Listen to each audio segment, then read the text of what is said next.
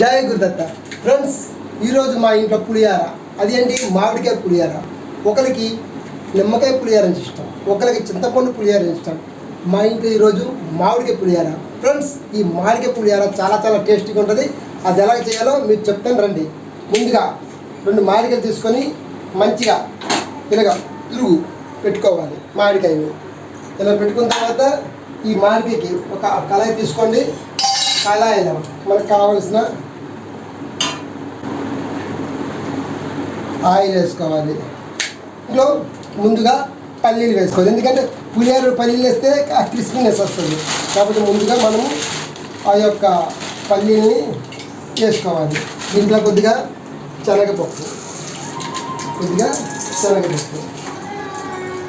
Friends, శనగపప్పు వేసుకున్న తర్వాత కొద్దిగా మినప్పప్పు, మనకు కావాల్సిన కొద్దిగా మినప్పప్పు వేసుకోవాలి. ఇలాగ మంచిగా వేగం ఫ్రెండ్స్. ఇప్పుడే మనము దీంట్లోనే మనం పచ్చిమిరపకాయలు వేసుకోవాలి. ఓన్లీ పచ్చిమిర్చి మాత్రమే వేయండి, ఎండుమిర్చి వేయకండి.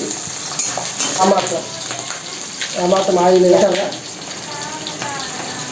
ఇంగువ వేసుకోవాలి. ఇక అయిన తర్వాత కొద్దిగా జీడిపప్పు. ఇప్పుడు కూడా ఎండుమిర్చి వేసుకోండి.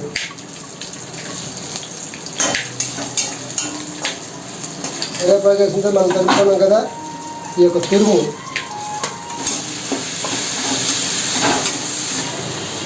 సాల్ట్ వేసుకోవాలి. ఉప్పు,